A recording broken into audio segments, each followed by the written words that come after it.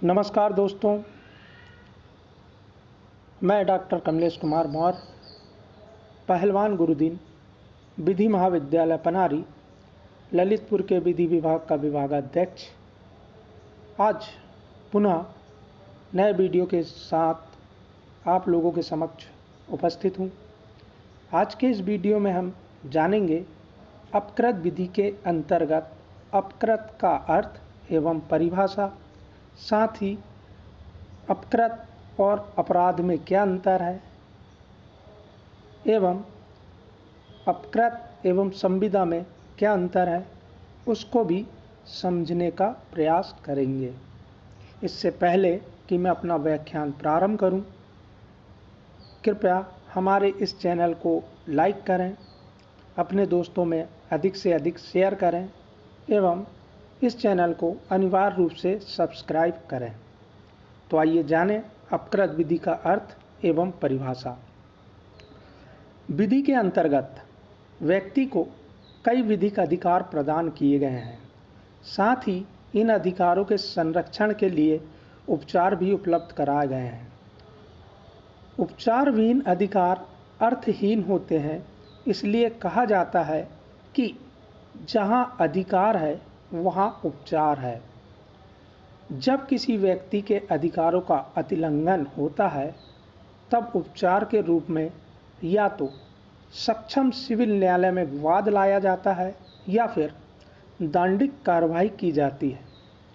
इसी श्रृंखला में एक और अनुतोष है अपकृत विधि के अंतर्गत क्षतिपूर्ति का।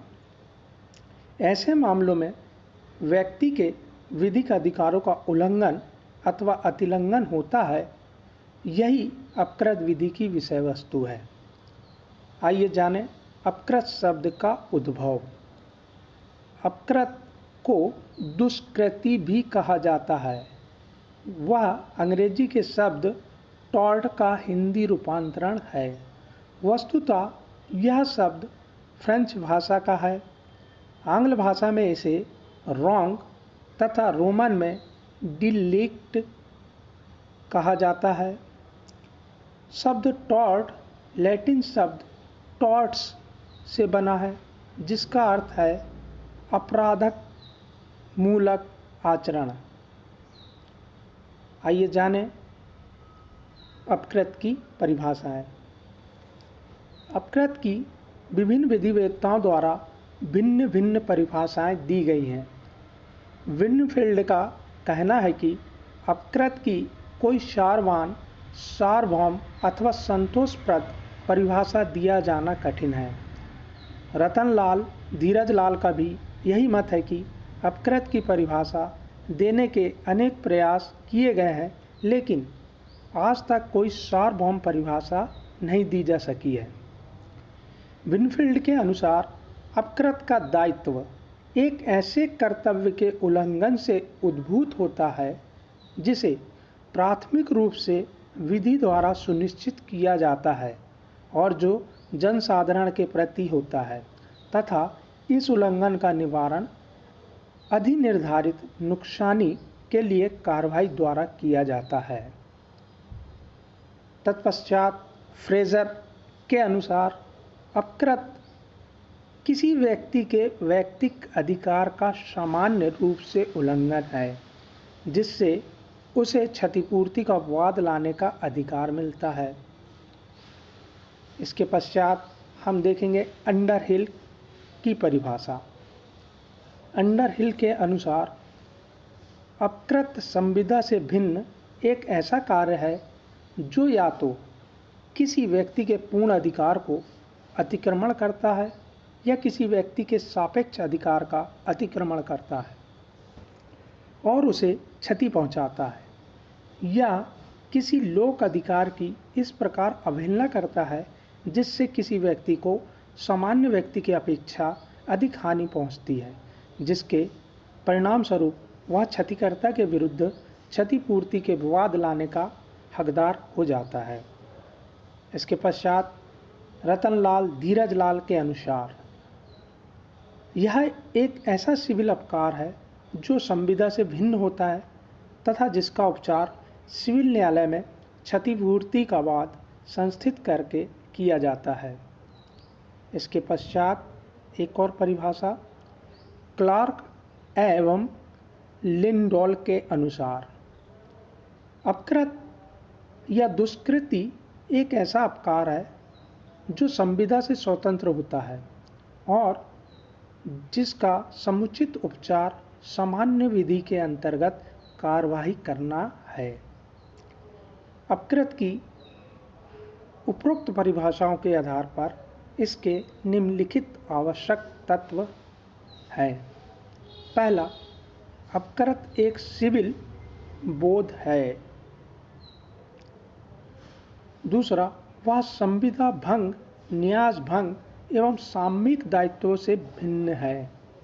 तीसरा, अपकृतजनक दायित्व का उद्भव विधि द्वारा पूर्व निश्चित कर्तव्य भंग से होता है। चौथा, विधिक कर्तव्य एवं दायित्व सभी व्यक्तियों के प्रति होती है। पांचवा, इसका उपचार अनिर्धारित क्षतिपूर्ति के लिए वाद लाना होता है। तथा छठवां, ऐसे विधिक कर्तव्यों एवं दायित्वों के उल्लंघन से नुकसानी अर्थात क्षतिपूर्ति का वाद संस्थित करने का अधिकार मिल जाता है। इसके आधार पर कुछ और अन्य इसके महत्वपूर्ण तत्व हैं, आइए जानें। पहला, दोषपूर्ण कार्य किया जाना। दूसरा, विधिक क्षति। तीसरा, नुकसानी का वाद लाने का अधिकार।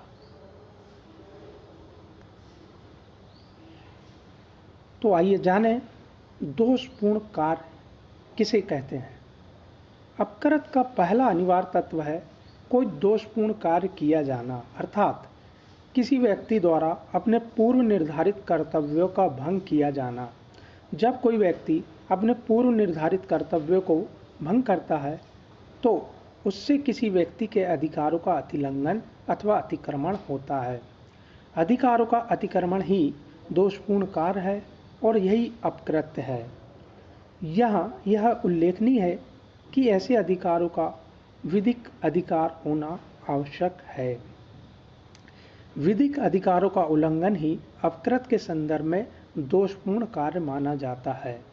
ऑस्टिन के अनुसार विधिक अधिकार से अभिप्राय ऐसे अधिकारों से है जो किसी व्यक्ति को विधि द्वारा प्रदत्त होते हैं और ऐसे अधिकार संपूर्ण विश्व के विरुद्ध उपलब्ध रहते हैं। तत्पश्चात सेकंड पॉइंट देखें हम, विधिक क्षति। अपकृत्य का दूसरा आवश्यक तत्व विधिक क्षति है। किसी व्यक्ति का कोई कार्य तभी अपकृत्य माना जाता है जब ऐसे कार्य से किसी अन्य व्यक्ति को कोई विधिक क्षति कारित हुई हो, या ना तो आर्थिक क्षति होती है और ना ही वास्तविक क्षति। विधिक क्षति से अभिप्राय किसी व्यक्ति के विधिक अधिकारों का अतिलंघन अथवा अतिक्रमण है। यह आवश्यक नहीं कि ऐसे व्यक्ति को कोई आर्थिक या वास्तविक क्षति कारित हो। दूसरे शब्दों में यह कहा जा सकता है कि किसी व्यक्ति के विधिक अधिकारों का अतिउल्लंघन होना ही विधिक क्षति है। यह बिना हानि के क्षति इंजुरिया सिने डैमनम के सूत्र पर आधारित है। इस संबंध में Ashby versus White 1703 two LR 938 का एक प्रकरण है। इस मामले में वादी को यह मत देने का अधिकार था, लेकिन उसे इस अधिकार से वंचित कर दिया गया था। निर्वाचन में यद्यपि वादी का प्रत्याशी विजयी रहा, फिर भी इसे वादी के अधिकारों का अतिलंघन मानते हुए विधिक क्षति घोषित किया गया। तीसरा पॉइंट हमारा है नुकसानी का वाद लाने का अधिकार। अपकृत्य का तीसरा आवश्यक तत्व है नुकसानी का वाद लाने का अधिकार। यह तत्व जहां अधिकार है वहां उपचार है के सूत्र का आधारित है। एशवी बनाम वाइट 1703 2 LR 1938 के मामले में मुख्य न्यायाधीश हॉल्ट द्वारा इस तत्व की पुष्टि करते हुए कहा गया था कि यदि किसी व्यक्ति को अधिकार दिए गए हैं तो ऐसे अधिकारों के संरक्षण के लिए उसे उपचार भी उपलब्ध होने चाहिए। अधिकार एवं उपचार दोनों एक दूसरे के पर्याय हैं। उपचारों के अभाव में अधिकार अर्थहीन है। इस संबंध में नूर मोहम्मद बनाम जियाउद्दीन AIR 1992 मध्य प्रदेश 244 का एक महत्वपूर्ण मामला है। इसमें लड़के की बारात में लड़के के पिता एक नर्तकी को साथ ले गया था। लड़के के पिता ने लड़की के पिता से नर्तकी के खर्चे की मांग की और यह धमकी दी कि यदि खर्चा नहीं दिया गया तो बारात लड़की या दुल्हन को छोड़कर वापस लौट जाएगी। ऐसा ही हुआ। बारात दुल्हन को वहीं छोड़कर चली गई। लड़की के पिता ने लड़के के पिता के विरुद्ध विवाह के खर्चों, प्रतिष्ठा की हानि आदि के लिए नुकसानी का वाद दायर किया। मध्य प्रदेश उच्च न्यायालय ने वादी के वाद की पुष्टि करते हुए कहा कि नर्तकी के खर्चों की मांग करना, धमकी देना, खर्चा नहीं मिलने पर दुल्हन को छोड़कर चले जाना आदि अपराधपूर्ण कार्य है। इसी के साथ एक और नेक्स्ट केस है सुबा Singh versus Davinder Kaur AIR 2011 SC 3163 के मामले में यह भी निर्धारित किया गया है कि उपेक्षा एवं लापरवाही के मामलों में मृत्यु हो जाने पर आपराधिक कार्रवाई के साथ साथ नुकसानी का सिविल वाद लाया जा सकता है। अपकृत विधि में अपकृत को सिविल दोष माना गया है। इसमें आपराधिक कार्रवाई के चलते नुकसानी का वाद लाने पर कोई रोक नहीं है। न्यायालय ने यह भी कहा है कि अपकृत के मामलों में नुकसानी की कार्रवाई किए जाने की परंपरा लगभग 150 वर्ष पुरानी है। इसके बाद हम जानेंगे अपकृत एवं संविदा भंग में क्या अंतर है। अपकृत एवं संविदा भंग में अंतर,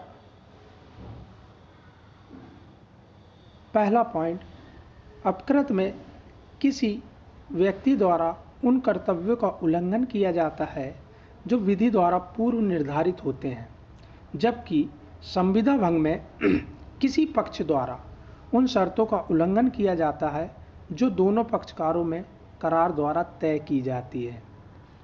सेकंड पॉइंट, अपकृत में किसी व्यक्ति के लोकलक्षी अधिकारों का अतिक्रमण होता है, जबकि संविदा भंग में व्यक्ति लक्षी अधिकारों का अतिक्रमण किया जाता है। तीसरा पॉइंट, अपकृत में अभिनिर्धारित क्षतिपूर्ति के लिए वाद लाया जाता है, जबकि संविदा भंग में निर्धारित नुकसानी के लिए वाद लाया जाता है। चौथा पॉइंट, अपकृत में आशय अथवा हेतु का महत्वपूर्ण स्थान होता है। यदि कोई कार्य दुराशय से नहीं किया जाकर सद्भावना पूर्वक किया जाता है तो वह अपकृत की कोटि में नहीं आता, जबकि संविदा भंग में आशय अथवा हेतु अर्थहीन होता है। पांचवा, अपकृत में नुकसानी का उद्देश्य दंडात्मक होता है, जबकि संविदा भंग में प्रतिकारात्मक होता है। इसके बाद हम जानेंगे अपकृत एवं अपराध में क्या अंतर है। पहला पॉइंट, अपकृत एक व्यक्तिगत दोष होता है। इसमें किसी व्यक्ति को हानि अथवा क्षति होती है, वह ऐसी क्षति की पूर्ति के लिए वाद ला सकता है, जबकि अपराध संपूर्ण समाज के विरुद्ध अपराध माना जाता है और इसमें कार्रवाई राज्य द्वारा की जाती है। सेकंड, अपकृत एक सिविल दोष होता है। इसके लिए सिविल न्यायालय में नुकसानी का वाद लाया जाता है, जबकि अपराध एक दंडनीय कृत्य होता है। इसमें अभियुक्त को कारावास के दंड से दंडित किया जाता है। तीसरा, अपकृत के लिए कार्रवाई सिविल न्यायालय में की जाती है, जबकि अपराध के लिए दंडिक न्यायालयों में अभियोजन चलाया जाता है। पांचवा, अपकृत का मुख्य उद्देश्य पीड़ित पक्षकार को दोषी पक्षकार से क्षतिपूर्ति दिलाना है, जबकि अपराध विषयक मामलों में मुख्य उद्देश्य अभियुक्त को दंडित कर समाज में अपराधों की रोकथाम के लिए भय व्याप्त करना है। इसी संदर्भ में एक और केस है केशव बनाम मनीउद्दीन 1908 13 CWN 50 के मामले में कहा गया है कि आक्रमण, प्रहार, मानहानि, न्यूसेंस, उपेक्षा, अनअवधानता आदि अपकृत्य एवं अपराध दोनों की कोटि में आते हैं। इनमें दोनों प्रकार की कार्रवाई की जा सकती है। आई होप यह वीडियो आपको बहुत पसंद आया होगा। धन्यवाद।